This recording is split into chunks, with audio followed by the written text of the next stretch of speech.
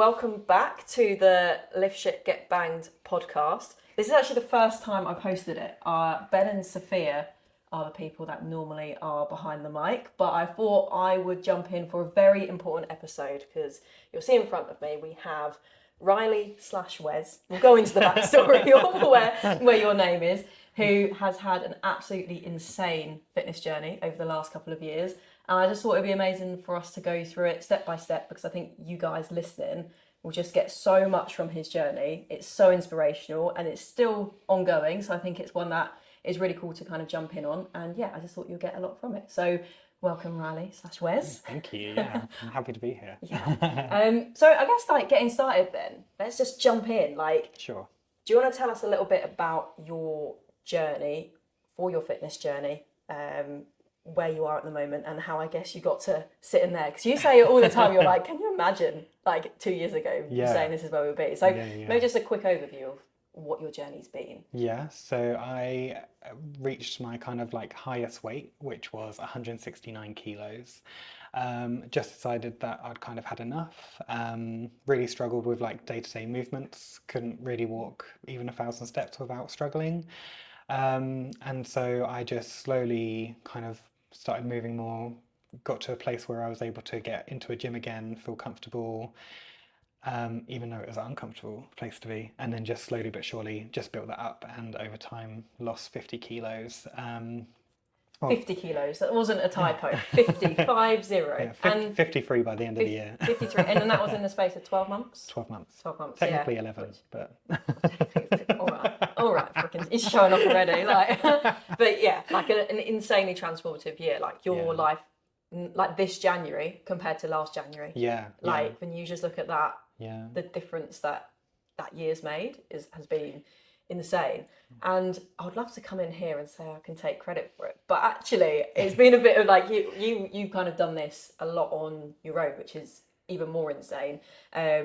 But yeah, maybe we could go back a little bit in time of our relationship. So we know each other from, how old were we? 13, 14? I think we were a little bit younger because it was Bianca's birthday party, which is where we met. Okay, so I think I was 13. You must have been 12. Oh my god! I think I was 11 or 12. Oh my god! Oh, anyway, that makes it. Okay, the context story is he's my ex, and she's my ex. Yeah. And now you're gay. Yeah. And so am I. So that went really well. It was destined to... Marriage was never going to quite be our thing, was it? But so we dated. Your first boyfriend's first girlfriend back in the day. And but we've stayed in touch, obviously, for decades since then. We've been besties since then. And when I first started coaching, so I started coaching just 2019, 2020. So it was through COVID. Yeah. You reached out to me when I was quite a baby coach, and we started working together, and we struggled, I think. And I think this is what we want to talk about, and you always say, oh Rachel, it was me, not you. And I was like, no, I know as a coach as well, it was probably a bit me. And the first year of coaching, you don't have that experience, I think. And sometimes struggling to motivate people, say the right things and put those right things in place. I know from my side, looking back, I was like, there's probably a few things that I would have done differently. But I think I wanted to touch on that because I remember when we decided, let's just be friends again. It was like a breakup, wasn't it? It's oh, this relationship's not quite working out. Let's go to friends again. I think there was a bit of it's hard to have those difficult confronting conversations when you're being coached by a friend. And I've learned this from experience as well. Whenever a friend comes to ask me for coaching these days, I'm like, go work with Ben, go work with Sophia, go work with Harriet. They're amazing coaches and I'll trust them. And those more difficult conversations, I think, are sometimes easier to have with people that aren't in that close personal relationship. But I think, what we wanted to touch on a bit with that part of the journey is where we left at that point. I think we started building a bit more steps and you had the understanding of what to do, but doing the thing, it was just still so overwhelming and I think from that it might have sent a few backward steps before those forward steps happened. So would you mind going a bit into, I guess, the brain of Riley? Yeah, sure. At that time. There's not much in there. Yeah, I know. But the really hard stuff that is really hard to talk about maybe. Yeah. Because I think a lot of people would resonate with where things felt at that point. Yeah. I mean, I think COVID was a generally a really difficult time for everyone, It was a wasn't it? shitter, wasn't Like, it? yeah, it was. And why is it as well that the whole society is just trying to make us pretend it didn't happen? Yeah, I feel yeah, gaslit yeah, all the yeah, time. They're like, "Oh, why haven't you got further along?" Because I lost like 3 years of my life. yeah. It's a fucking Absolutely. fever dream. Yeah. And I think for me, like, I lived with vulnerable people during COVID, and for me, that was a big barrier anyway, because Yeah. I never left the house. Like, through that entire COVID year, I've probably left the house 5 times. And that makes sense with like a later diagnosis that I got, because I've been diagnosed with OCD Yeah. since, and a lot of it was around personal safety, other people's safety that I live with. So the idea of bringing COVID into a house of vulnerable people was something Yeah. that I really struggled And with. as I say, as a baby coach, not really recognised person, go out and get your steps in. Yeah, yeah, Yeah, to, like very much like fighting stuff, and they say yeah, with that missing piece of the puzzle or understanding your brain at that time, yeah, like I think I remember when I coached, what it presented as was a lot of self shame and beating yourself up a lot, yeah, I think from that it's so hard to change. It's so hard to see the wood through the trees when you're just shrouded in that a bit. I think as well, like from my side, there was a lot of reasons. I always had a reason why I didn't do something. And one thing that you said that, and it still sticks with me, is like that kind of like choose your like your loss or something like that. I can't remember the exact I made it wording. dirty, obviously. It's choose your hard thing. Oh, Yeah, I like it yeah, though. yeah. But yeah, you say like choose your hard thing, choose your hardship. Like what is this? What is, if you've got all of these things to do, what's the one thing that you're like, actually I'm going to put this down because I'm finding it too hard. And I think that still sticks with me sometimes. Like I still very much like resonate with that message, because actually like now I'm in a much better place, and sometimes I do have to put something down. But I think at that point I just wanted to put everything down, and it's such an overwhelming journey. And I think because because I used to be 6 stone. Like, you remember me when I was 6 stone. Yeah, Like, I'm 6 foot tall. For yeah. people who are listening or watching, I'm 6 foot tall. So, and I was 6 stone. Like, I was absolutely tiny. And then I kind of went the complete opposite way. And I thought at that point, I was like, oh, I never wanted to get here. I never thought I'd be here. Um, and then I think like, I think it's really difficult, because part of me is like, well, I could still move, I could still do everything that I wanted, that I needed to do. And I was like, is it that bad? Like, is it that bad? And I think that's almost like where I was in my mind. And it's like, and then I've got, you telling me like all this like wonderful advice, and trying to have hard conversations with me. But like you say, it's hard when you're friends. And I think when you did try and have hard conversations with me, because we're friends, I think part of me was like, all right, Rachel. Yeah. Like, and you can almost have that. Whereas like when I worked with another coach, I didn't feel like I could have that moment where I was just like, oh, all right, Yeah. you're gone. Yeah. So, and I think that really played like quite a pivotal point for me, and probably when I started to pull away a bit more and felt like I wasn't doing the check-ins. And when I was doing the check-ins, they were very much like, yeah, I've done this, this, and this. I haven't tracked my calories, and it was almost like I couldn't give you anything. So that advice is then hard to give, like, because if I don't submit a check-in, or if I don't upload calories or anything, like, what do you really have to say to me? And I think that's where I pulled away a bit, I think, and that was purely because I felt quite shameful about Yeah. what was going on in my life, and like how I didn't feel like I was in control of things, and felt like I was going off the rails. And but also as your friend, I wanted to make sure that you had support. Yeah. So I was Yeah, like, it's quite a I'm just going to complicated keep thing, it. then, isn't it? It's like, oh gosh, yeah, oh gosh, it's got quite deep, and Yeah, yeah, but yeah, and I think this is quite common. And as I say, when I work with people that I say aren't in that close personal relationship, so I've coached, like my dad had a very similar thing with my dad as well, and we coach. I still somewhat coach him, but it's more we show up and we train together rather than we try and like actively go into the deeper stuff of like relationship with food or why the behaviors and those sorts of things. Because I think, like I say, with that, it's such a common thing where people struggle to kind of get to points where they are doing, say, the steps, tracking calories, training. Is like one of the biggest barriers is that shame when they don't do it perfectly, or they don't do it in the way they perceive that they should.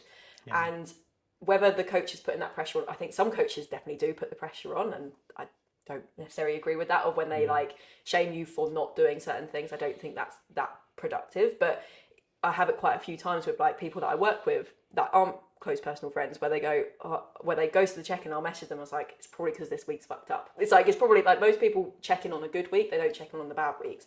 And I find it a lot easier to have that conversation with people that maybe don't have that extra layer of shame or extra layer of, I don't want to let this person down, of like, look, if you fucked up this week, let's just figure out why, and then we can figure out what we need to do about it. Yeah.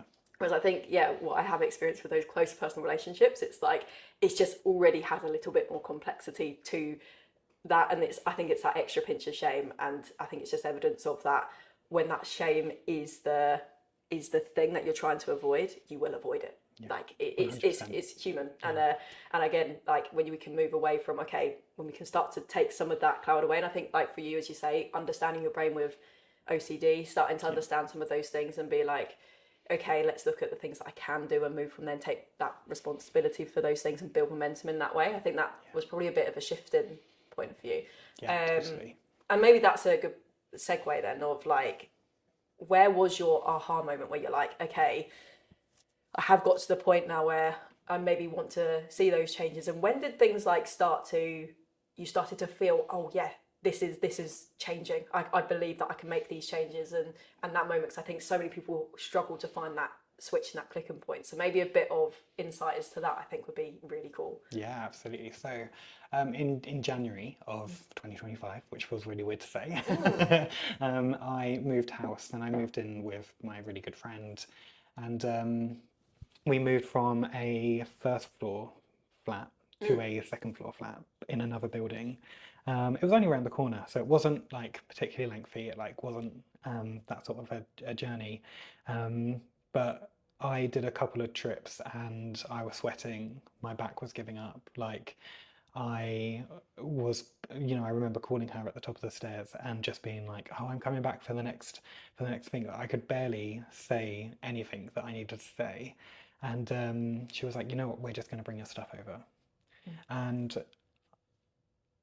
I was very grateful that they did that, but the shame I felt from that was a real kicker, because I was like, here I am, 29 years old, and I'm not able to even move myself into a house. What if I wasn't moving in with a friend? Yeah. What if I'd just gone? What if I'd just been moving in somewhere on my own, and I didn't have loads of people around me to help me move? I would have been absolutely screwed. And I think for me, that triggered so many things in me to be like, you need to start, like you need to be better for myself. Like I need to level up so I'm in a place where I'm actually able to do these things. But I was starting at a point where I couldn't even walk to the corner shop without being out of breath or sweating. And so I really had to be careful of that and really be mindful. And your content helped me a lot, especially like those kind of beginning. It was like, just worry about showing up, just be present, just be where you can be, and just do what you can do. And actually, that's 170 kilos nearly. Actually, it didn't take a lot for me to move. Well, it took a lot for me to move, but it didn't take a lot for me to start feeling a difference. Because actually 1,000 steps turned into 2,000 steps in a few weeks, and those 1,000 steps were really challenging to start with. Like I really remember, like I would only walk round the block, but I'd get back and just be absolutely dead. I'd need to sit down. I'd need a good like cup of tea. Like I just needed that sort of like moment to take myself away from it all. And I remember being like, oh, this is challenging. And then when you turn 1,000 steps into 2,000 steps, and I was doing quite a drastic calorie cut as well. Like I was in quite a decent calorie deficit. I think my calorie deficit was 3,000, but I wanted to be on something that for me felt sustainable long term. So I put myself on a 1,700 to 2,000 calories a day. So I was cutting my calories by over 1,000 potentially some days. But I did that because what I didn't want to do is get to a point where eating those foods became habituary because of my OCD, and then I had to cut those foods out and I would then struggle. So I thought, if I do this and I cut to a baseline of like what is good for like an average man, like for me, I was like, I'm then building around that. You kind of almost went to the maintenance of your, like in 2 years, this is where I like to be. Yeah. And this is that will be close to my maintenance, or you might probably will be able to have a bit more than that, but it's somewhere that's closer to that. And I think that's a really, we'll maybe come back to that in a second, because I think there's a little bit of a conversation to be had there of like aggressive versus slower fat loss, because you did go aggressive in that, in terms of it was a huge deficit. And I think if you go on social media, the only thing you'll ever get told is an aggressive deficit is a bad deficit, and I think you're living proof of like actually there are nuances to that. So we'll come back to that in a second. But I think like, as you say, where you kind of got to, so you're building up those steps, which is really like, as I say, you're doing those 1% improvements almost, which I think it's really, really cool when you see those metrics of progress. And this is something that I always like chat through with clients of like, the more horizons of progress you can monitor, the more you get that feedback of like, okay, it's not just, is the scale going down? Obviously that was as well, which was great. But when you can see, oh my God, I'm able to do more steps, or in the gym, I can add on a rep here, or I've gone from 2 sessions a week to 3 sessions a week, and those tiny gains that sometimes don't feel significant in the time, but they compound. They just compound so heavy and hard, and like you don't get to 10,000 steps without doing 2,000 first, and you kind of got to let yourself go up those gears, don't you? So so you're going at that point, then you're going up the gears, and then you're seeing that initial kind of fat loss happen. You're seeing those initial changes happen. I think a lot of people potentially have that moment, but as you said, that continuation is a whole nother beast. Of being able to sustain that for a year. So what things do you feel started to click, I guess, like mentally or physically, or what things do you think you're like, that's what made it different that time, where you go, I need to keep on going, and you did keep on going? Because I know there was probably moments of low motivation within there, and moments where you didn't want to do it, or moments where things went a little bit tits up. Like, there's never ever a perfect journey. I think I've coached one person that just did the thing, and I've coached over 1,000 people. I've actually gone like through group coaching, through one-to-one, coached over 1,000 people. I can remember one person that was robotic. One. Everyone else. And even then, it's like, that's a little bit scary. But even everyone else has those things happen around. So I guess for like you, of navigating those challenges, keeping yourself going, what were big lessons or moments that you remember maybe that you think would be insightful there? Yeah, no, absolutely. So I think there was like a period where I was like, okay, I'm starting to walk more, but I'm still getting back pain. So I already had a gym membership that I wasn't using. Classic, yeah. It's the amount of people that I bump into and they go, I follow you, I've got your app, never used it. Now it's like, thank you. I was like, I'll get you one day. It'll be 6 months and eventually you'll get there. It's a long game. No, absolutely. And so what I started doing is I started going to the gym, but I only did the treadmill. Because the treadmill was safe for me, because I could get off whenever and I could get off whenever my back started hurting or it was too much. I could just get off and just go carry on with my day, get back in my car, drive home. That would ease the pain, and then I could just get on with my day. And then I was like, I really want to start getting into like the weight section, because I know on a fat loss journey, weights are really good, because they help with like loose skin and things, and I wanted to make sure that I was like benefiting from all of that as much as I could. And things like you mentioned of like back pain, knee pain, maintaining muscle mass. Like you mentioned, you've lost 50 kilos over a year. You want that 50 kilos to be body fat as much as you can. Don't want that to be muscle mass. So obviously, where you started strength training quite early on, it's like you've already started saying, it's like, oh, I can feel some stuff. And so you've obviously maintained, if not built, you probably have built muscle mass as well. I think I've built 8 kilos.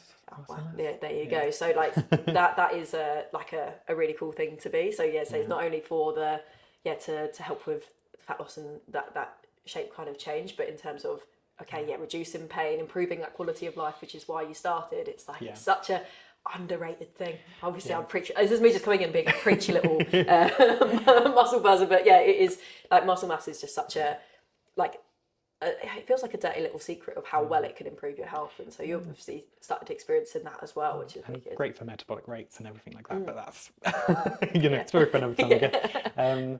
But I remember I was like, my original approach was anything arms I'm going to do, and so I would just do anything that was arm based in a session, like after I'd been on the treadmill, and then I'd be like, anything legs I'm going to do, and I'd use all of the resistance machines because I had no idea. And then I was like, I really want to get into free weights, and I want to start that kind of life, but I'm not full free weights yet. So I picked up a couple of the personal trainers cards and saw that one of them that I was interested in was doing a learn to lift session, which was just half an hour to learn how to like do deadlifts and things safely, and like how to approach that section of the gym. And I was like, I'm gonna go. And I did, and ended up having like a really great time with him. and ended up actually being one of his clients. Should we name him because he's a good egg, isn't he? He is a good egg. What's his name? Danny Lamb. Danny Lamb. Canterbury based? Not anymore, Liverpool. Oh gosh! Yeah, yeah. So if you're Yeah, Liverpool yeah. based PT, Yeah, Danny Danny Lamb, Lamb, he's shout out fab. because he's obviously been a really integral Yeah. part of your journey. Yeah, and, yeah, and massively. things, so yeah. Yeah, and I did that session, and I remember like he made me do squats. Bastard! Take I back know. what I said. And he was like, "You can go heavier, and you can go heavier," and I was like, "Okay," like, and I was like, "I'm worried about my back here," but he knew about that and was very understanding. And I struggled to get up the stairs when I got home. No one ever prepares you for the first 2 weeks of DOMS, or like when you first strength train. I remember for mine, I used to do painting and decorating as like a summer job, and it's when I first got into the gym, and it was like a summer of uni, and I did like a bodybuilder like bro leg day. And I would go up and down ladders the next day. I remember crying at the top of the ladder, like, and then when I was crying, it still hurt because I was having to like shake. I was like, oh god, and it's just like, yeah, it's traumatizing, but it goes quickly. If Yeah, you sit, it does. yeah, It yeah, does. that pain is Get some creatine. it's short term. Yeah. Get your protein in, go to sleep, go for a walk. Yeah.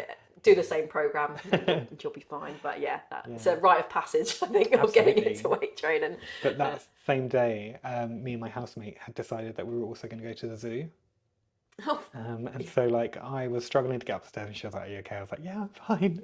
Like tears. But I then managed to walk around the entire zoo without having any real pain. There was a little bit of back pain, but from 1,000 steps to a day in the zoo, and yeah, I think this is something that you've spoken about, and like because you've been posting content. We'll tag your content at the end, but like you talked about of like you used to plan days around where you could sit down, yeah. and it's like, and you said one of the reasons that you started is like it's always I wanted to have that independence and Yeah, that ownership of your life again. I think that's that if you were to put like a underpinning of that thing, and I think that's one thing, isn't it? As you say, like I could do the zoo, I could go to those things, and I don't have to think about can my body handle it. And I think that's such a big thing that as a coach, I absolutely love seeing people have those wins. And sometimes that can be they reduce in back pain, they can build fitness. Sometimes it can be maybe in a body confidence thing of like not having part of their brain taken up, so oh, does my arm look okay in that photo? But it's just like when you have that, I guess, that cloud taken away of your body being a big part of your thought process, and it's more you can just live your fucking life. And it sounds like so basically it's like the more life you can do, and that's what training and nutrition, all those things are doing. It's to build that better part of your life. And I think it sounds like that was a real aha moment of like, holy shit, all that stuff that I've been doing before that's amounted to me now just being able to do the things with my friends, do the life that I want to. I think that feeling is probably quite addictive. Yeah, because I remember like I went out that New Year's Eve like in December, and all of my like we were all dancing, but I had to be like a chair nearby, and I just always had to be next to a chair basically. Yeah. And there were times where they were all dancing, and I was just sat in a chair, and because I just couldn't, and it like got to midnight, and I was like, well, I'll stand up, and I was like, oh, my back is killing me, and I was just in so much pain. And now I don't get any back pain at all now. So I know it's kind of like related to the weight and things, and that's quite like for me, like that was quite a Oh shit, yeah. It's working. It's like the whole thing, isn't it? It's like, oh, I hate to tell you, but that looking after your health, walking more, training and eating well, it actually improves your life, and I'm fucking fuming about it. So what do you mean this effort's worth it? Oh, I thought pizza was the only thing that improved my life, but I've been proven wrong. Oh gosh, but yeah, so obviously got to those moments then where that was going on. So whereabouts is that over your year? Because you've obviously kept on going. That would have been May time because it was like spring. So those were those initial shit. This is working. Yeah. So what kept you going beyond that then? Of like your quality of life was there and was improved. So what made you go? You know what? I want to keep on taking things further. Well, I started running. Yeah. And I what did? Hang on a sec. What did make me? I think it was just that I got the bug. For it, like in all honesty, I feel like I got the bug, and I was just like, no, I'm actually loving this. Like this isn't just something I feel like I have to do now. This is something that I actually want to do, and I was like, and I was doing really well with my strength training, like with Danny, and like I was starting to like see definition and starting to see like those sorts of changes happen. I was starting to see, annoyingly, I was starting to see how better people treated me as well. Yeah, that's a Which, common thing we chat about in the private communities of Henley Fitness. Of yeah, weight stigma is fucking real. yeah, it really is. Stop judging people. Yeah, Like everyone, we can all start with us. Like yeah, just stop judging people. Stop yeah, being dicks to people. yeah. But it is. It riles me up. Yeah, yeah, Yeah, it really winds me up because actually the amount of people that will stop and talk to me now or just have like basic conversations with me, whereas before like I was the person that was avoided, and like you can see them doing it. Like it's really, and when you're there, when you're at your largest, or like at a point where like you're not very confident in yourself, like you really notice it. Like I can't quite verbalize like that feeling, but it's legit. It's yeah, real. Yeah, people yeah. are wild. People are wild. Yeah, I remember a couple conversations we had around it, Yeah, and it's yeah. I think it then in terms of those stigmas of like what's the outcome of that as well, and like going back to what we were talking about before of like where I think it is so harmful is that whole shame narrative again of like at those moments was the thing that you wanted to is to jump in a bath of salad or to hide and yeah, to just kick the can further down the road. yeah, And it's like the human thing is to want to hide, and people are like, oh yeah, I think yeah, there's dickheads everywhere, isn't there? yeah, but totally. yeah, it's a yeah, I think it's definitely something that it's been reported like you're not alone if you're Yeah, feeling that. yeah. I think that's something that's yeah important to say with that. I guess as well, like another thing that was keeping me going was I was posting my what I eat in a day videos, Mm, and it was all about here's my journey. I posted every single day, for like 150 days or something. yeah, the streak, The it's like the streak. Duolingo effect, isn't it? It's like humans Um, love a streak. yeah, Yeah. and I was just showing people like what I ate in a day and how I made meals, um, and I think there was a lot of people who were having a similar situation to me or Mm, in similar positions, but didn't really know how to go about it. And I remember getting loads of really nice messages being like, "This has been really nice to see. mm. Thanks for sharing this." And a few trolls, but they're everywhere, aren't they? Yeah, don't worry. I've sworn already in this podcast, I'm gonna get someone. Oh wait, it would have been a good podcast if you didn't fucking swear. Fuck off. That's Naturally, literally. naturally. But yeah, no, there's idiots on the internet Yeah, always. But I yeah, think like a lot of the things that you said there though, of like what got you carrying on and taking things further and probably getting probably further than you thought was possible. I guess at oh, this, yeah, it's like it sounds like it's like once an object's in motion, it stays in motion. A little bit of physics lessons there, but it's so common, and I think it is a bit cliche to say, but I think it's like you're an example in action of this of like people sit and wait for that motivation to come, and yeah, they wait for that wave of it to just take them until the end. But what often happens if you're looking at the horizon, like I always say it with my clients, of like if you're looking at the horizon of where you want to go, and that's all you're looking at, it's overwhelming. You don't know where to start. Everything feels heavy and hard, and you're like it's just too fucking far away. Whereas if we can go, okay, can we just focus on those little baby steps in front of us? Just get a couple of those steps in play. Start to enjoy those steps where we can, as you say. Started to enjoy the gym. Started to enjoy. yeah, Oh, I did a few more steps this time, or I'm starting to find recipes that I like, and I'm enjoying spending this time cooking for myself again, and like taking that time back where you're looking after yourself. I think it's when you start to like go, oh, I can smell the roses on these steps that I'm taking. yeah, It's like you'll be focusing on those steps, and you look up and you go, oh, hold up. I've kind of made this progress here, yeah, and then from that you're like, oh, I can keep on doing this. Yeah, I can keep on going, and I think again, as I say, that the motivation doesn't always get those first steps going. Sometimes you do just need to freaking force those first yeah, steps.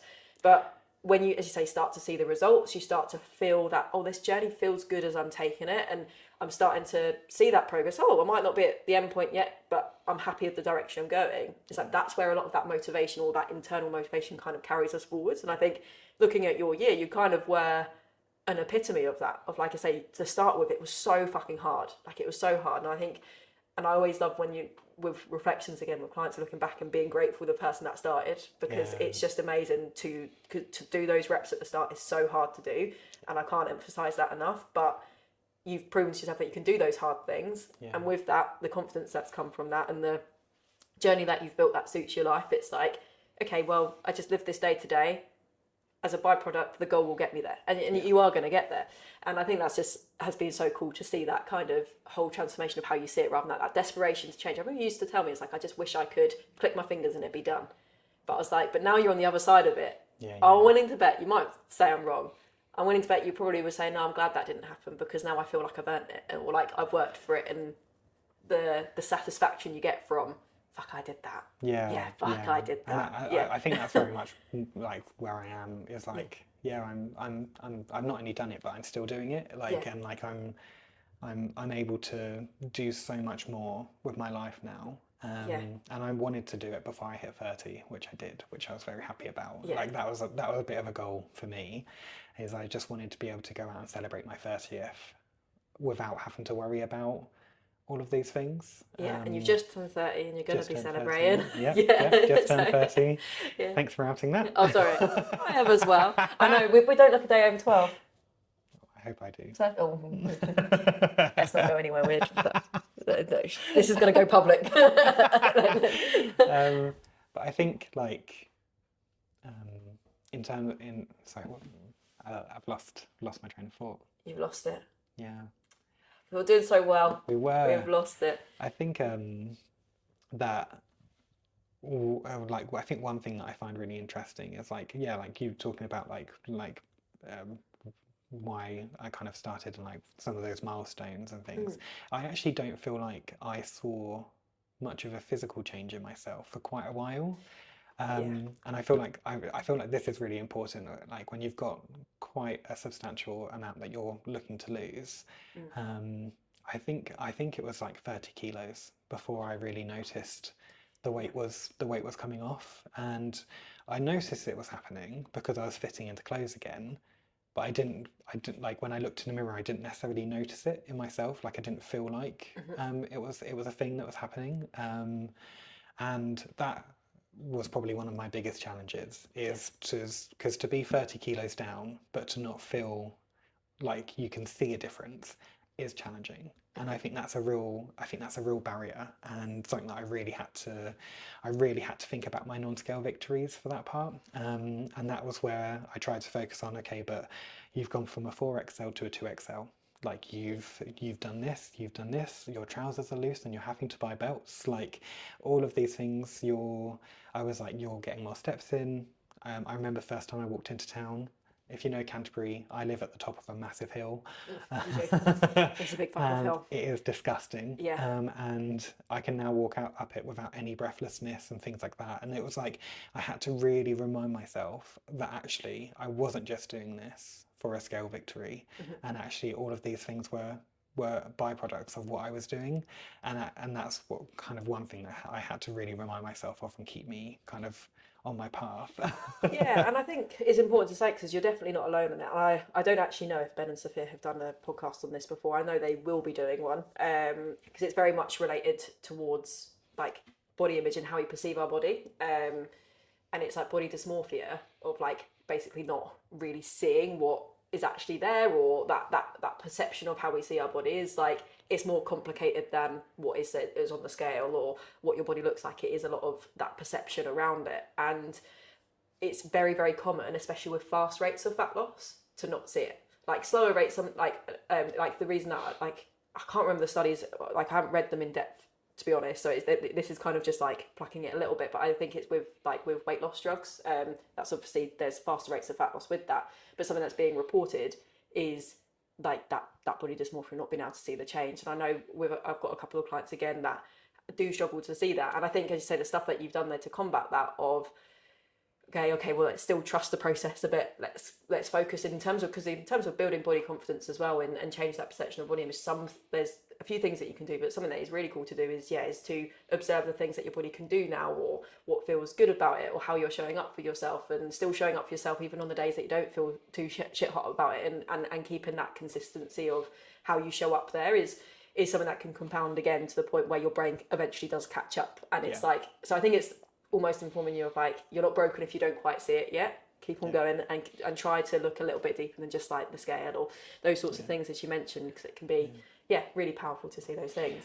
I mean, I was a daily weigher, so I would weigh myself every morning. Like And I feel like that was also one thing that kind of really kept me on my journey as well, because actually there were times where I kind of had to be like, okay, here's where I'm at. I've maxed out my calories for the day, and I've eaten more than enough food. I've hit my protein goals. I've hit my other goals, and I kind of remember having one of the things that sometimes was the difference between a snack and not a snack was, how am I going to feel tomorrow Yeah. if that scale jumps because I've had X, Y, and Z.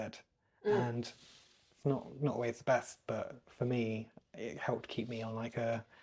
Well, yeah, I think it's sometimes it's like saying, okay, you might be saying no to the snack, but what are you saying yes to? And that's quite a clear relationship of like, if I'm saying no to the snack, like a way I've always kind of think about it's like, are you saying yes to staying consistent with the promises that you made to yourself sometimes, or like that weekly average that you're looking at? I think like sometimes you look at it very black and white. That's where like those bucket buttons come. If you go, oh, I've gone 20 calories over now, yeah, I'll have 200 more. It's like, or 2,000 more. Like, yeah, we kind of want to have some of that kind of, I guess, like flexibility around that. But I think, yeah, it's one of those of when you're kind of going, okay, yeah, if I say no to this, do I really, and it's just that sitting with it and just like going, I'm going to sit for 20 minutes and think, do I actually really want this, and build that slowness and that intention towards it, and just take that impulsivity out of it. I think, then you can go, well, let's say, what am I saying yes to? Well, I'm saying yes to tomorrow waking up proud that I did everything that I could do yesterday to show up for my goals. And actually, when I weigh up the two, annoying as that is, I'm choosing that rather than I can't have the snack because if I have the snack I'm shit. It's like, okay, I'm going to choose not to have the snack because this is the version of me I want to feel. I think that's it. It's such a subtle difference, but I think it does make a big impact of like, I say, instead of that, you can't have that, you dirty scoundrel, to, oh, I'm having this because, well, I'm not having it because of that, how I want to feel. Much more articulate than what I was saying. But I think quickly circling back, because we did obviously just mention that body dysmorphia of like dropping weight very quickly. And I think that actually relates back nicely to what I said we're going to come back to, of the size of the deficit that you were on. Because obviously you were in like, well, to lose, what was the rate of fat loss in those first 3 months, like per week? I think you were dropping like, maybe take the first 2-3 weeks, there'll be like water weight and stuff. So maybe like, if you remember at all, maybe I feel like I 3. lost like 11 kilos really quickly. Yeah. It was like something silly. It was really silly. Yeah. Yeah, because like generally speaking, to lose a kilo of body fat, you're looking at around a 7,700 calorie deficit, give or take. It's like, that's a very simplified version of that, but essentially you're going to be looking around that. So to lose a kilo a week, you need to be in a 1,100 calorie deficit, which is quite a chunky deficit. So as you say, to begin with, you were in more of a deficit than that to see that. Now, there's going to be a lot of people online that go, you can't do that, and therefore you failed, obviously. When you, but I think again there's nuance behind it. So I think with going into larger deficits, I think if, as you mentioned, you had quite a bit of body fat that you wanted to lose, you have more energy stores on your body, so you can tend to physically handle a bigger deficit. Like you're not having to go, so for example, someone that is maybe like 80 kilos, maybe say like an 80 kilo female, if they wanted to lose 2 kilos a week, they would need to be on 2,400 calorie deficit. That's their daily amount. That's their daily maintenance. So they'd have to be eating 0 calories. So it's one of those of like, you have bigger of a cushion to go to, and physically you have those stores to kind of go there. So physiologically, it's a viable option. I think that something that you might want to do is make sure you eat enough protein, which you were, and make sure you're strength training, which you were, because then you're maintaining muscle mass. You don't want to be like, because with aggressive deficits, you are running maybe the risk of muscle loss, but you don't need to do too much to maintain that, especially with those high levels of body fat. So it's one of those that opens it up as an option. I think the only thing that is on the flip side, but this is completely individual basis, is the more emotional impact of it, of like, let's say, because you could have gone a smaller deficit, had more calories, you could have consumed 3,000 calories and probably still been in a deficit and seen rates of fat loss. And some people might fare better with that because there's more food, it eases them into a deficit a little bit more, gives them more flexibility, it gives them a bit of a more, maybe it for them feels like an achievable kind of start point, and you can kind of lower calories as you go because your calorie expenditure will go down as you have less mass and things. So it might be that for some people is better, but say sometimes you get super motivated by seeing those larger like changes. You say you saw change very quickly, you saw pain reduce very quickly with the drastic levels of kgs that you were losing. So I think it's one of those of like, it's always talking about it in the individual like sense of like, I always talk about it in the filthy way that I do, is like, you want to find your G spot of like, the deficit is low enough that you're motivated by what you're seeing, but it's not so low that you feel deprived, you're hitting the fuck it button often, you feel tired, you feel exhausted, like you're seeing negative impacts where you're struggling to be consistent with it. So it's trying to find that level, and again, that level is going to be individual based off your physiological standpoint, and then maybe dieting history, how you get on with certain things. And so I think it's just kind of cool to mention that, because I think sometimes people do go, oh, I have to go slow and steady. Some people go, well, I have to, and then they go, okay, I'll go on 200 calories under my maintenance, and they might have 50 kilos of fat to lose. Well, if you're doing 200 calories, if you work out the maths of, okay, I'm going to go maybe half a pound a week, which a lot of people say on social media, like, that's the blanket way that you should lose body fat, is half pound a week. Say if it's 50 kilos, so that's 100 pounds. So you're telling me you have to do 100 weeks of a deficit. 100 weeks, that's a lot of food focus. Yeah. You can chunk that up into shorter sprints. Again, I think it fully depends on the individual, and sometimes fat loss takes as long as it will take, and it's not to say for everyone to do that, but I just think it's an option to have on the table to figure out, go, would you work better with a few 2-3 month blocks where you push it a bit and see those greater changes, maybe have those maintenance breaks that I kind of go through with like our coaching and stuff. And it's like, I think it's those options, but yeah, it's just really important to have that individual difference. And I think you're a great example of, like, because we've spoken about this a little bit, we're going to this now, of where you want to go into this year, of like, you did sprint off the blocks, and then it kind of like, it's like the drop was like this, and then it's kind of leveled out, like, but it's still going quite fast. It's still going relatively fast. I think we said December, you were like, I'm just chilling. Well, it's December, you got to just be chilling. Yeah. And now we go back into January. But like over this year, your expectations, I think, was around 20 kilos is what you're looking to go for. Yeah. So that's like almost like half of what you lost in the first year.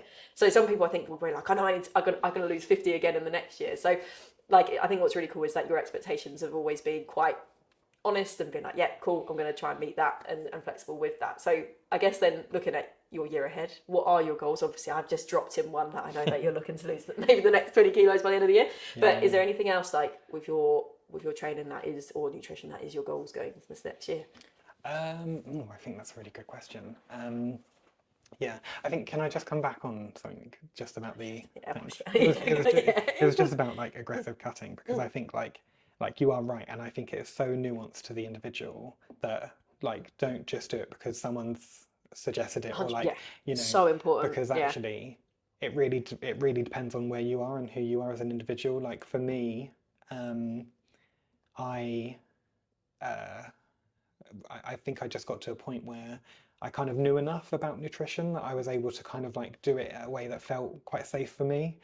And I think like that's like really pivotal. It's like making sure that actually is like a really like it's a safe thing for you to do.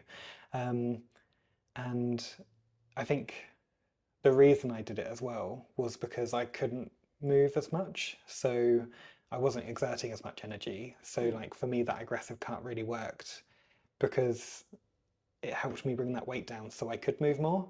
And so I think that's where I kind of like why I kind of started it and stayed with it. Like a lot of people don't talk about aggressive cuts online. Like finding information about them is really difficult, and when you do find information, normally it's full of people telling them they're wrong. So I think like it's just really important that people do their research if they are going to do one. But I think for me, what made it so doable, and I think what I would advise people, or what I would say you're going to feel, is you probably are going to feel hungry when you're in an aggressive cut. I mean, you're going to feel hungry no matter what deficit you're in. Yeah, and there's I think there is an element of that. Obviously, there's a level of hunger that's not manageable. If you're sitting there thinking about food, drooling, looking at pictures of food all the time, just sitting drooling, there's never. But I think I know, and it's again a challenging conversation I have with a lot of people that come into fat loss, and they're like, I'm hungry, and I'm like, yeah, there is a level that is kind of expected. Something that I really like is there's like a hunger scale that I kind of refer to, of like if you're at like 1, 2, 3, that is if you're dizzy, nauseous, feel a bit sick, like you're constantly grumbly, can't think of anything because you're so hungry. Like you don't want to go to that point. A little bit of grumbly tummy, a little bit of like, I could do with some food now, but it kind of isn't awful. Like that's going to happen. Like again with hunger. So with hunger and those sorts of things, it does tend to be a bit more relative with the leanness that you get to as well, and the amount that's lost. So with aggressive deficiting, you might just find that you get hungrier sooner. Whereas with like slow deficiting, you're going to get hungry later, but you probably would have lost the same amount of weight, and it's a bit more relative. So it's one of those of like, yeah, you will be hungry, but it's not necessary to say that the other approach will be there'll be no hunger. There'll be some hunger, whichever one you do. Yes. Whichever one you do, you still want to prioritise satiating foods, prioritise protein, prioritise, fruits and veggies. Try not to go to those, I'm going to kill someone and their family levels. And then that's where we kind of want to get to. Yeah. I think no, really, like, yeah, absolutely. And I think the great thing about an aggressive cut is you've got room. Yeah. Like, if I really fancied a chocolate bar at the end of the day, I would have it because I had the room to do it. I think there were some weeks where I would have like about 10,000 calories. Like, in terms of, I think there were some weeks where I would have like between 7,000 and 10,000 calories that I could use in terms of like a weekly allowance. And like, I never went anywhere near them, but it did mean that if I wanted to have a sweet treat, or I felt like I needed like something just to help me get through some of those tougher moments where I was really struggling, I didn't feel bad for having it because I knew that the rest of the week I'd been really good. Sorry. I knew for the rest of the week that I'd been in my deficit. Well, I think that's it. Is that it's like I think that is a really valuable tool, is looking at those weekly averages. And same with scale. I think a lot of like fat loss journeys becomes kinder when you are looking at weekly averages from a, say, scale weight point of view. So you weigh daily, but that wasn't because you're looking to get a new low weight every day. It was like, okay, over that time we want to see more data, and you can see that average over time a little bit easier. With looking at, say, the calories, some days you will be over, because like you're going to have hunger that's different each day as well, like for reasons that you can predict and for reasons you can't. Like if you've had a shit night's sleep, you're going to be more hungry. If you've had a great night's sleep, you're probably going to be less. And it's like, it's normal to have that fluctuate through the week, and it's normal to have a bit of fluctuation. Like there's some people that do eat 1,600 calories every single day, not a gram over, but that's usually because they're lying that they've gone over and they just ignored it, or because they're just like so like that personality, if that's what they like to be. But a lot of people will be like, and I quite like, say, calorie ranges of like, you might want to get to, I always say like maybe weekly average you mentioned was like 1,700 to 2,000, was it? Like that range. I think that's great, because like some days you might be like, I'm quite happy on 1,700 calories, where other days you're like, I might go a little bit over that. But then you look at the balance, is it still falling with that range? It just takes a lot of pressure off. And I think because one of the biggest reasons that I see people fuck up their fitness is because they don't go by the averages. They go by a hard and fast playbook of like, have I passed or failed? If they go a calorie over, they go game over today, inhale whatever they want, and then go, I'll start again tomorrow. Tomorrow will be easier to start again tomorrow. I'll start again Monday. And they just kind of get stuck in that loop. Whereas when you zoom out and do that approach, as you say, of like, well, I've got this weekly average that I'm shooting for. Okay, I do really need this today, and it's going to help me be consistent if I just have this little bit more. It's like, okay, well, if that's where you're at, and at the end of the week, you're still in your average, it's like, it stops you in that moment going, oh, I need a little bit more. And then you have that little bit more, you go, okay, I'm still in my average, rather than I've gone over now. I'm going to hit it. So I think it's a really important mindset to have, or an important approach to have to fat loss, is that you are zooming out. You're not looking at it as a day by day thing.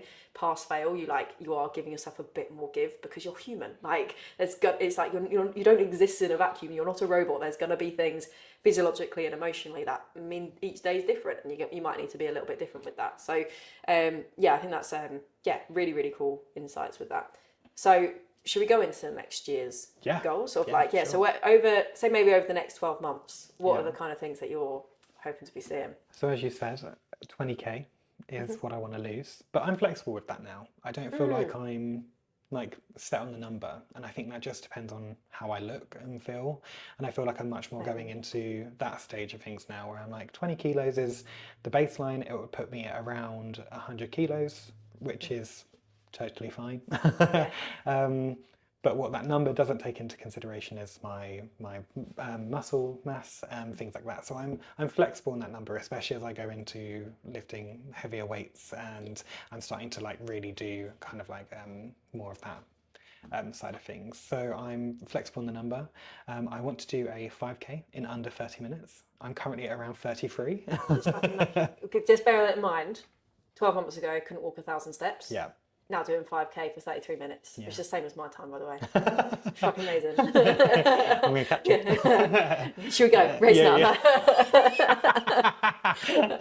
I'll put my Crocs in sports mode. Let's fucking have it. I wore my nice trainers today. I can't. Sorry. So yeah, I think I think they're kind of like my big two, really. Oh, and then I want to build as much muscle as I can. Like I'm kind of going into a bit of a muscle mass stage, if I'm honest. Like I'm We're going to say really muscle mummy phase. muscle mummy. I'll be your muscle mummy if you want me to be. Maybe. We've got our intro Oh, I'm line. blushing. Blushing, yeah. And yeah, I guess like for me, I just want to carry on. Like I'm releasing lots of content, and I like talking about being someone who is larger in kind of like fitness spaces. But yeah, I think they're kind of my key goals. I'm not too set on goals this year because I've done the big goal. Like the big goal was for me to lose weight, to get to a point where my life can be comfortable, and I've done that. I've gone from a 4XL to a large now in clothing sizes. I can go high street shopping again, something that I haven't done in years, and it's those sorts of things that I remember when I started working with Danny. One of the goals I put down on it for like as something I wanted to work towards was I want to be able to go to a high street and pick up some clothes. Because actually, I remember going on trips to like Blue Water and places like that, and I'd go shopping with my friends, but they would all get clothes and I couldn't get anything. Yeah. But it was a social outing, but it didn't mean that I felt any better about it at the end. Yeah. So I think in terms of goals, like they are there, but I'm very loose with them this time because I think knowing what I know now, I'm able to be a bit looser with them, and I'm able to be like, you know what, like I'm after more body composition than than I am chasing a kind of set number. Yeah, and I think as well, there's a bit, maybe I don't want to plant goals in your head, but it feels like your goal is just to continue to show up as the best version of yourself. And I talked to you about this stuff. You're like, I just really enjoy showing up for myself and looking after myself and doing those things, these daily habits that I've done. It's now just a part of who you are. Yeah. And it's grown to be even more part of who you are.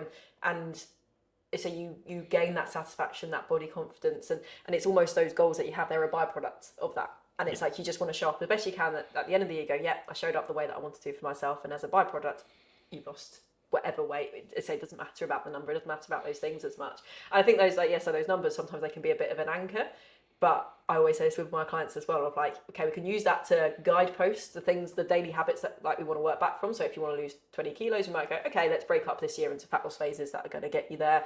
You might want to build muscle. Okay, so this is going to be an important way to train. But once that's there, I always like forget about it. Now, how do we make those daily processes so that it's just going to tick by, and that's going to happen as a byproduct? And I think that's why so much of the joy happens. And I think this is going in a little bit of a digress, but I've actually had this little bit of, with like my business and things at the moment, of like, I keep looking back with so much nostalgia of my business, of the building of it, and how much joy I had in figuring out content, learning about connecting with people, learning about coaching. And like, I'm still on that endeavor to be better with those things, but in those first years of that improvement, you just see so much of that, oh, I'm doing this and figuring those things out. And I think with fitness, there's a lot of that as well, of like those first few years of like seeing that, oh my God, if I do these things different, it just feels really cool. And that joy in the journey, again, I know it's really cringe to say, but it is true. It's like most of your life is spent on the journey, not the end point. The end point will happen. As I say with business, I've hit so many of my milestones of like lifetime goals, to be honest. Like I've hit and gone beyond them.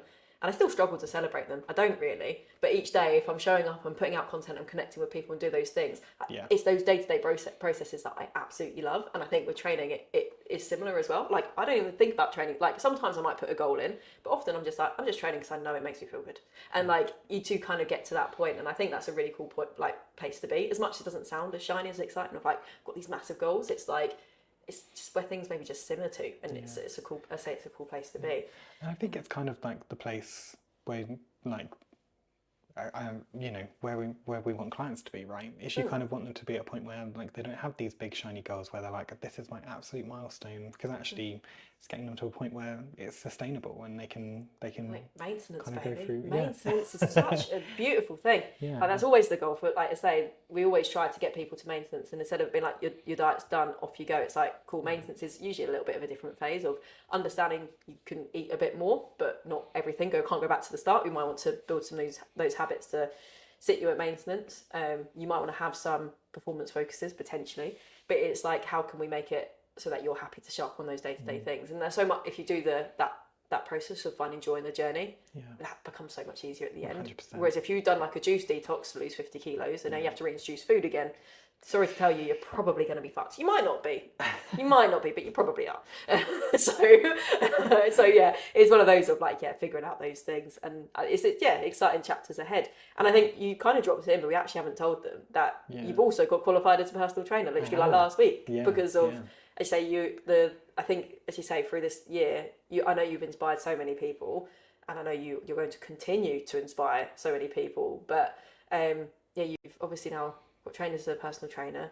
You're starting to take on clients in Canterbury. So anyone that is Canterbury local, so got Liverpool locals and Canterbury local, if you're wanting in-person PT with someone that is going to make you feel insanely safe in the gym and take you through those first steps, then like you're just the person to do it, to be honest. Like you are just the person to do it. And then, so we can find you. Where can we find you? I'm like, in terms of, Socials. Socials. No, don't tell them my address, because it's my house that we're doing this in. Now you can I find. don't even think I'd know your address. I know how to get here. I don't know the address. Rachael's Fitness on all platforms. What was it? TikTok, Instagram. I have a Facebook as well. Facebook, we've got lots of Facebook followers. Oh, so cool. Facebook as well. They're my kind of core engagements. So amazing. And then Canterbury Pure Gym. Sturry. So if you want to get in touch with Riley, I call him Wes because that's actually his government name, but he realised that Riley. Sorry.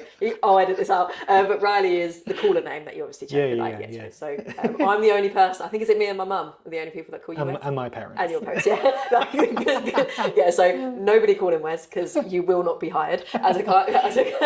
Double rates for a month. Double rates, literally. £500 a session. Yeah, go on. And then if you're more interested in online coaching, that is obviously a bit more my bag, and you can join us with the Blitz app, which is £10 a month just to get you started in the gym. So we walk you through all the equipment, initial programs into intermediate and advanced programs. So if you get stuck in the gym, you can use the app. But we also have our 8-week group program, which is exclusive to those on the app. That is launching on the 26th of Jan.